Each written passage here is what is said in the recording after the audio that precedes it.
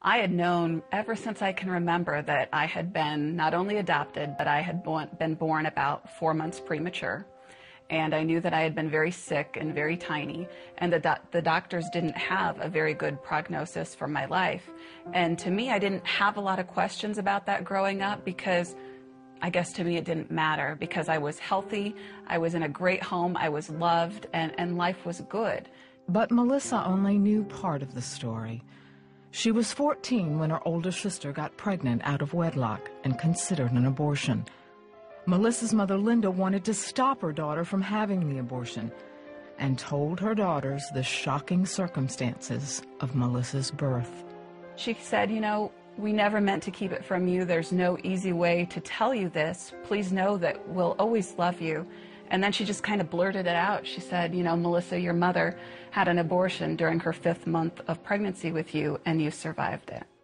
In 1978, Melissa's teenage birth mother walked into an abortion clinic expecting to walk out with her problem solved.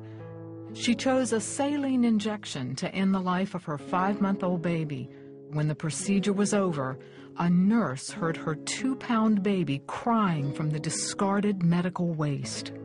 Social services knew Mr. and Mrs. Cross wanted to adopt another baby girl, but they didn't know if they would take such a high-risk baby. When we first saw Melissa, her head was shaved from temple to temple because she was too little to suck, and they fed her intravenously. Told us all the things that could be wrong with her because of the premature birth, but as soon as they put her in my arms, I knew she was going to be fine.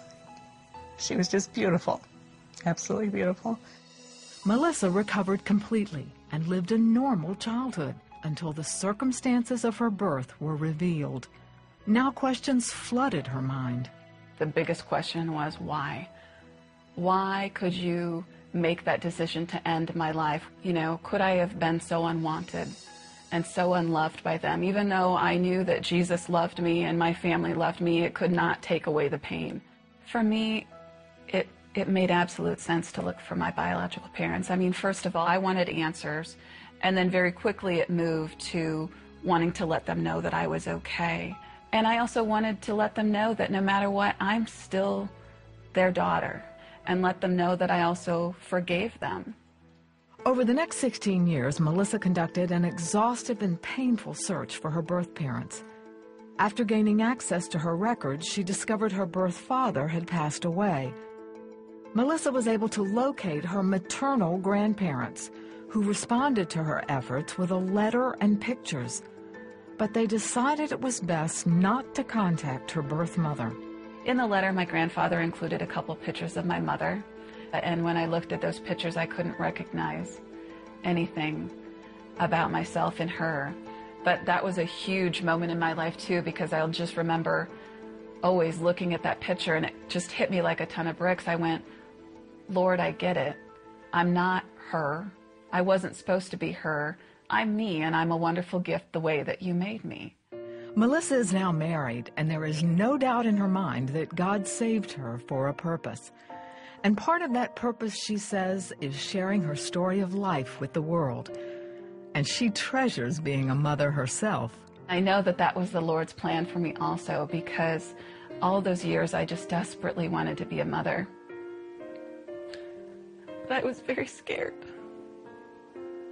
I had to heal from a lot of pain about my life. And so I didn't want to become a mother until I felt like I was whole. Ironically, Melissa gave birth to Olivia in the same hospital her own life was supposed to end. I literally used to drive past that hospital gripping the wheel of my car because it was so hurtful for me to know that that is the building where I struggled for my life. And now I can drive past that hospital with my head held high because it holds the most beautiful memories that I will ever hold in this life. There is no greater gift, I believe, that a woman can give than life to a child. And if she believes that she can't provide for that child forever, that the next best thing that she can do for that child then is to give them the joy of being with another family for adoption. And so, people can say all the time, you shouldn't have lived. How could you have lived? And for me, that answer is very simple. It was the Lord. He had every hand in it. The Lord packaged me this way, and He made me the person that I am to go forth and share His message.